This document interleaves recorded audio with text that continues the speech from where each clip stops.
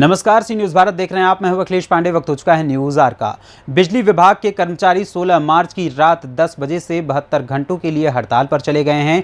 वहीं यूपी सरकार ने इस पर सख्त रुख अपनाते हुए काम पर नहीं आने वाले संविदा कर्मियों को बर्खास्त करने और प्रदर्शन के दौरान तोड़फोड़ होने पर राष्ट्रीय सुरक्षा कानून के तहत कार्रवाई की चेतावनी दी है। वहीं आज बिजली कर्मियों की हड़ताल पर ऊर्जा मंत्री ए.के. शर्मा ने प्रेस कॉन्फ्रेंस में कहा कि वर्तमान में कई बिजली कर्मी हड़ताल कर रहे हैं। मैं जनता से इस समस्या के दौरान धैर्य एवं संयम बनाए रखने की अपील करता हूं। ऊर्जा मंत्री ए.के. शर्मा ने बताया कि कुछ ऐसी घटनाएं हमारे संज्ञान में आई हैं जहां कुछ जिलों में कुछ बिजली कर्मियों ने खुद जाकर बिजली के तार खराब किए हैं। ऐसे लोगों ने हमारे ही देश को नुकसान पहुंचाया है। ऐसी घटनाओं में शामिल लोगों को कहीं से भी ढूंढ निकालेंगे और उनके खिलाफ कड़ी कार्रवाई की जाएगी। यूपी के ऊर्जा मंत्री ए.के. शर्मा ने मीडिया को संबोधित करते हुए कहा कि हमारे निगम को बने 23 साल हो गए हैं। हमारा विभाग 93,000 करोड़ के घाटे में चल रहा है। ऐसे में हमारे ऊपर कई हजार करोड़ रुपए का कर्ज है। इसके अलावा ए.के. शर्मा ने कहा कि पुलिस के साथ डीजी विजिलेंस को भी मॉनिटरिंग करने के निर्देश दिए गए हैं। बिजली कर्मियों से जुड़े कई संगठन हड़ताल से अलग होकर सरकार का सहयोग कर रहे हैं। हड़ताल से निपटने के लिए मानव बल देने वाले एनटीपीसी, बजाज जैसे निजी सरकारी उपक्रमों को धन्यवाद देता हूँ। राजधानी लखनऊ में एसएलडीसी को भी ठप कर राष्ट्रीय काम में बाधा डाली गई है। बिजली कामों में बाधा डालने वालों के खिलाफ कड़ी कार्रवाई की जाएगी। वर्तमान में हमारे विद्युत कर्मचारियों के कुछ संगठन हड़ताल पे चल रहे हैं और आज एक तरह से तीसरा दिन उनका, अगर समग्र कार्यक्रम की दृष्टि से देखा जाए तो आज तीसरा दिन चल रहा है।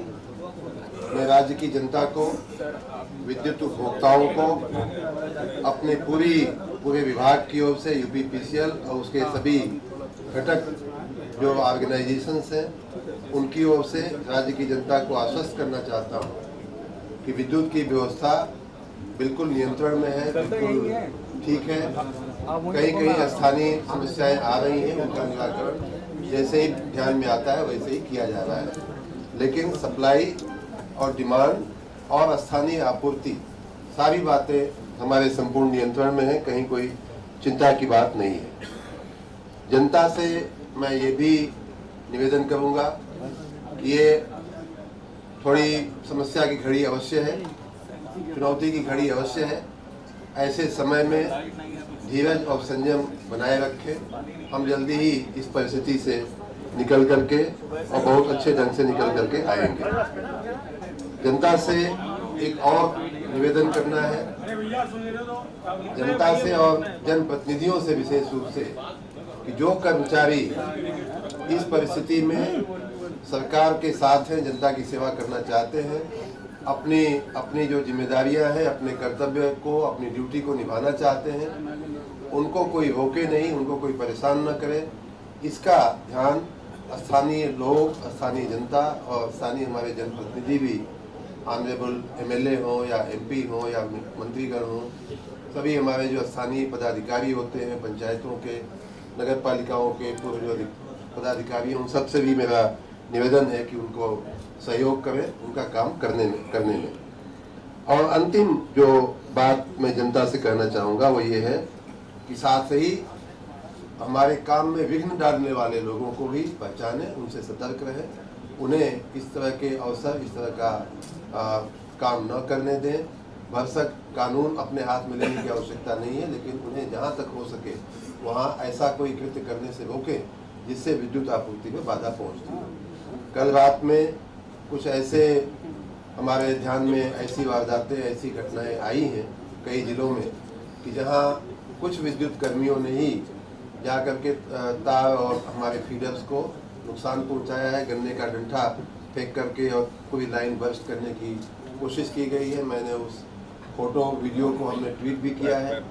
ऐसी घटनाएं अगर होंगी तो कहीं वो व्यक्ति हो, चाहे वो जंगल में हो, देवरिया के किसी जंगल में से लाइन पास हो रही थी, वहाँ जा करके लाइन को बर्स्ट करने का प्रयास किया गया।